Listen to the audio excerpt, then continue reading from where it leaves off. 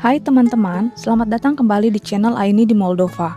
Hari ini, aku mau ajak kalian ikut kegiatan aku seharian. Kira-kira ngapain aja ya? Pagi ini, aku mulai dengan menyiapkan sarapan untuk anak-anak, yaitu omelet khas Moldova. Resepnya sebenarnya sangat sederhana. Yuk, simak terus caranya. Pertama, kita potong kecil-kecil sosis dan juga brokolinya. Setelah dipotong, jangan lupa brokolinya dicuci bersih dahulu ya. Selanjutnya, siapkan 5 butir telur ayam lalu kocok bersama dengan susu murni. Kalau aku pribadi tidak menambahkan garam karena rasa asinnya sudah cukup dari keju. Telur ini kita kocok sampai tercampur dengan baik. Setelah selesai, kita sisihkan dahulu lalu kita lanjut ke kejunya. Keju kita parut supaya nanti lebih mudah meleleh. Oh iya, di Moldova hampir semua jenis keju bisa meleleh loh. Kalau mau yang tidak meleleh biasanya harus beli keju impor dari Belanda. Tapi khusus untuk omelet ini lebih baik pakai keju yang bisa meleleh, atau kalau di Indonesia bisa pakai keju mozzarella. Ini dia bahan-bahan yang akan kita buat untuk menjadi omelet khas Moldova.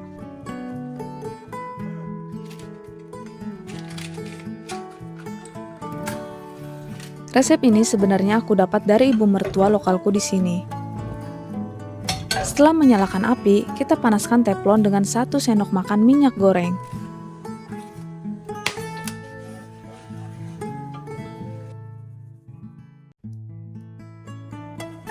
Kalau sudah panas, masukkan brokoli dulu dan tumis sebentar sampai layu.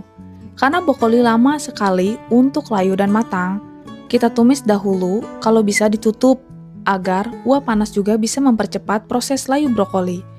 Kalau brokolinya sudah layu, baru kita masukkan sosis, lalu tumis lagi sampai keluar aroma harum. Setelah semuanya matang dan wangi, biasanya aku pisahkan dahulu antara brokoli dan sosis. Soalnya, anak-anak kan beda-beda selera, ada yang suka sayur dan juga ada yang kurang suka. Setelah brokoli dan sosis tadi dipisahkan, langsung saja kita tuang campuran telur dan susu yang sudah dikocok. Tuang hingga semua permukaan teflon tertutup rata. Kemudian, kecilkan api, tutup teflon, dan biarkan sampai omelet benar-benar matang sempurna. Kalau sudah matang, sentuhan terakhirnya adalah menambahkan keju parut di atasnya, sampai tertutup rata. Lalu tutup lagi sebentar dan tunggu sampai kejunya benar-benar meleleh. Kalau teman-teman atau anak-anak di rumah bisa makan brokoli atau sayur, brokoli dan sosis tadi sebenarnya tidak perlu dipisahkan seperti yang aku lakukan. Bisa langsung saja dituang campuran telurnya lalu dimasak sampai matang sempurna.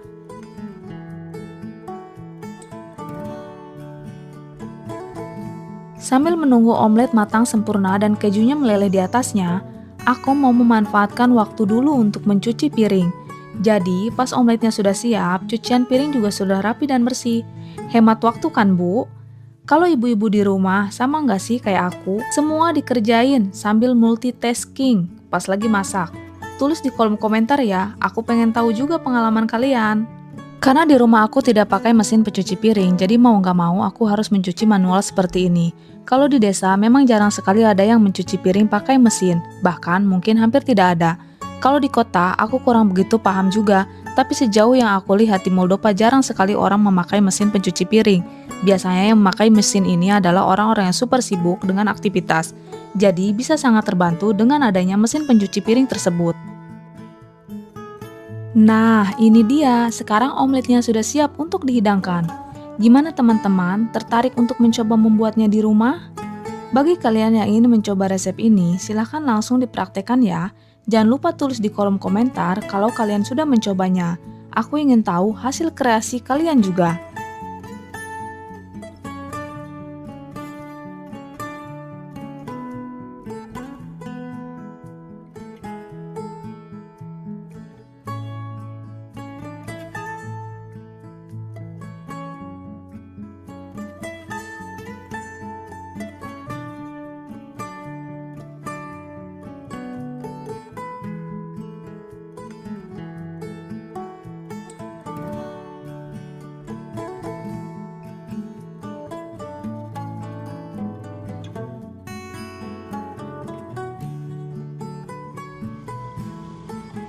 Sekarang, aku melanjutkan aktivitas lain, yaitu pergi ke kota Belz untuk mencari hadiah ulang tahun untuk ibu mertuaku.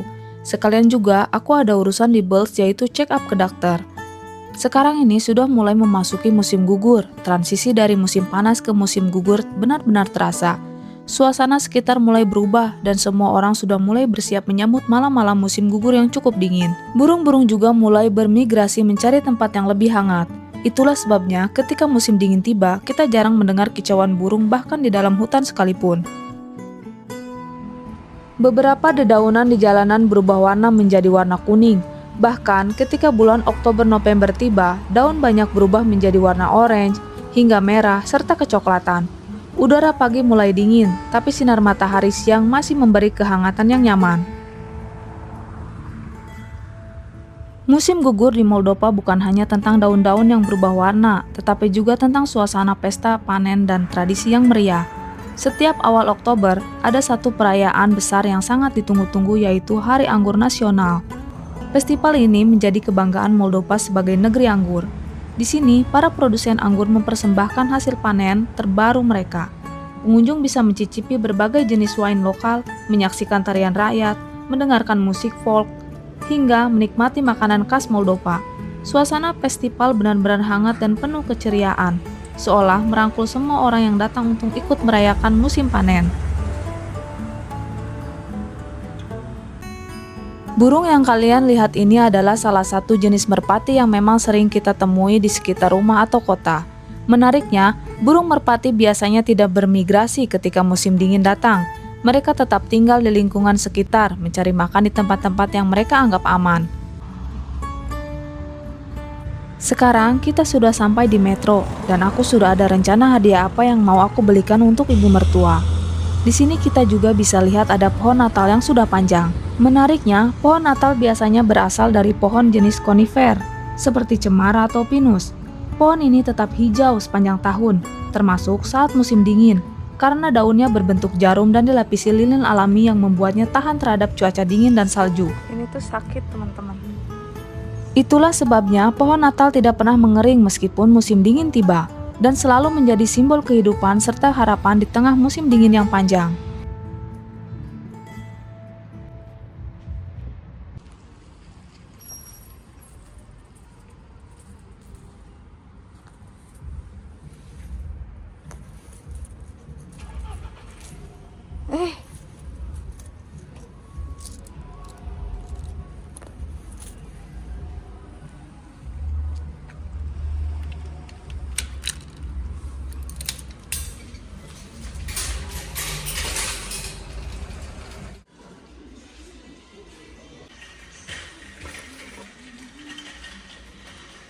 Ini itu produk dari China tapi bagus banget. Jadi aku mau beliin ini buat kado mama mertua aku. Ini harganya itu cuma 400.000 rupiah, teman-teman. Wow, seperti ini. Kayaknya kita juga beli ini nih. Ini harganya 109 ribuan ya. Coba, atau aku mendingan beli yang untuk buat kelatite kali ya. Lihat ini mah bahannya aja begini nih. Lihat, kayak enggak deh.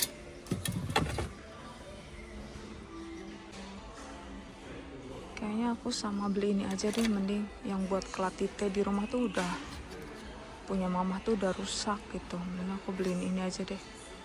Wow.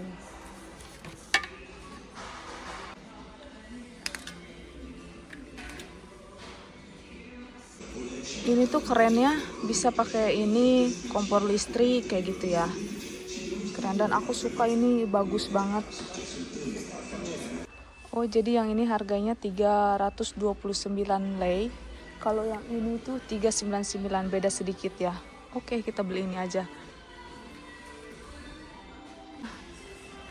Sialan. Aku mau langsung bayar aja.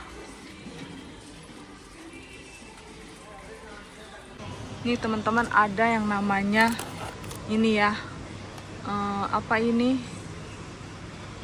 nori Indonesia itu loh, yang ada di Indonesia juga ya. Di sini tuh mahal.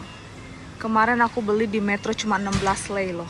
Di Metro aku beli di Linela 16 lei.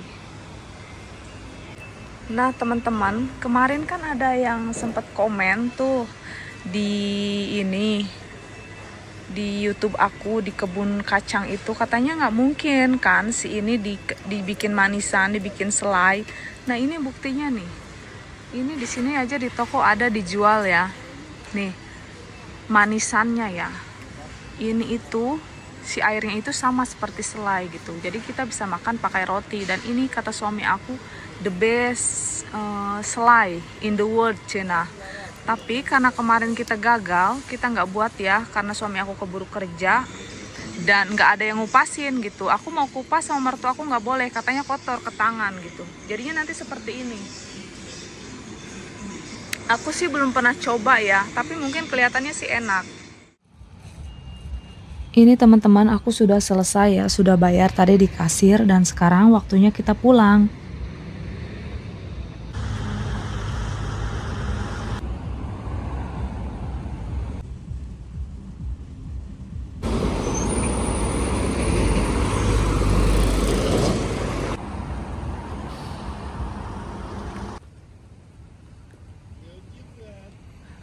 Salut. Ini harganya 350. Yang itu di atas. Atau yang itu. Bingung nih, teman-teman.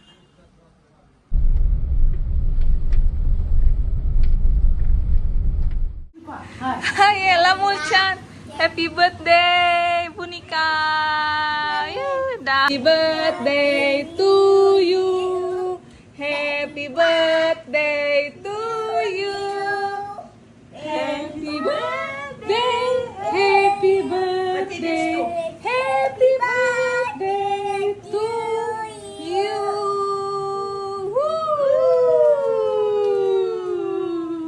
La Mulchan. Hai la Bunika.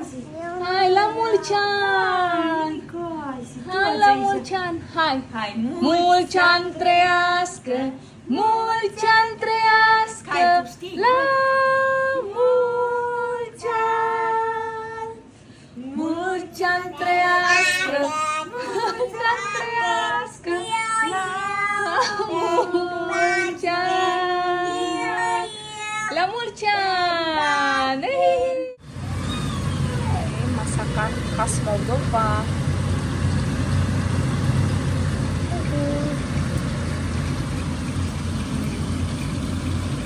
Ini adalah apa ini ya namanya ya? Perzuale.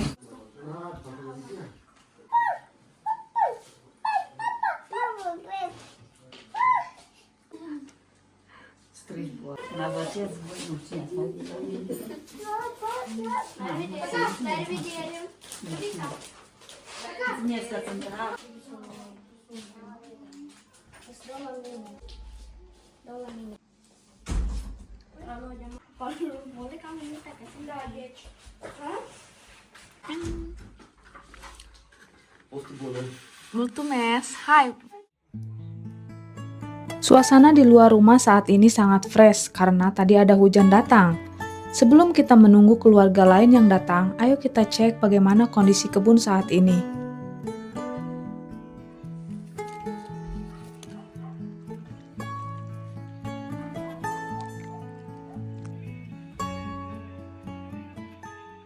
Nih teman-teman, kalau sudah memasuki musim dingin, ini kacang pasti berjatuhan. Nah, nanti kita tinggal ambilin gitu. Ini teman-teman, kira-kira kapan bisa diambil ya? Udah mulai besar ya, segini ya. Ini juga nih. Wow. Kita coba lihat ke sebelah sana. Ada labunya orang Moldova, yuk.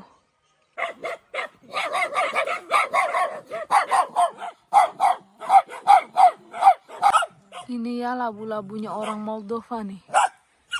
Nggak tahu nanti ini akan dimasak apa. Lihat ini. Segede gini. Tangan aku segini. Wow. Besar banget ya. Itu di sana juga masih ada banyak. Cuma memang bermacam-macam ukurannya ya. Lihat nih teman-teman. Wow. Nah, ini juga keluar-luar nih teman-teman. Sampai keluar pagar.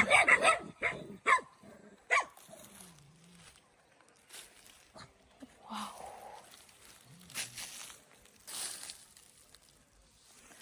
Harusnya kita sudah bisa panen jagung ya. Ini sudah kering. Mungkin di kebun juga sudah pada kering loh. Aku nggak tahu. Nih. Ya. Sudah pada kering nih, di kebun juga bisa diambil. Aku nggak tahu ya di kebun nanti bakalan diambil sama yang pakai traktor gitu atau diambil manual gitu. Karena suami aku lagi nggak ada, jadi kemungkinan yang panenin itu mertua aku ya. Lihat teman-teman, tomat-tomatnya masih sangat banyak ya. Pada merah-merah semua, cuma belum dipetikin. Kayaknya mungkin besok aku akan coba untuk panenin ya. Sampai ke sana. Karena memang benar-benar itu nggak ada yang manenin. Aku sendiri juga orangnya pemalas gitu. Jadi kalau misal nggak ada suami aku tuh nggak ada yang manenin sama sekali.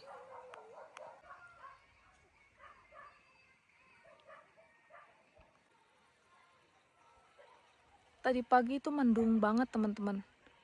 Dan memang kalau misalnya autumn itu musim dingin, ya kayak gini cuacanya mendung gitu, cloudy gitu ya. Makanya kalau misalnya musim dingin itu orang-orang kelihatannya pada sedih gitu. Bahkan aku sendiri sering menangis gitu kalau misalnya lagi musim dingin ya. Bunda Sarah. Kalau di Moldova, perayaan ulang tahun biasanya menjadi momen yang cukup penting untuk keluarga. Biasanya, keluarga besar akan berkumpul, makan bersama, dan menikmati hidangan khas yang disiapkan khusus untuk tamu. Di meja makan selalu ada makanan tradisional seperti placinta, kue isi, daging panggang, perjuale, dan tentu saja kue ulang tahun yang menjadi simbol utama perayaan. Selain itu, ada juga tradisi bersulang dengan anggur lokal sebagai bentuk doa dan ucapan selamat bagi yang berulang tahun. Kali ini kita menggunakan champagne.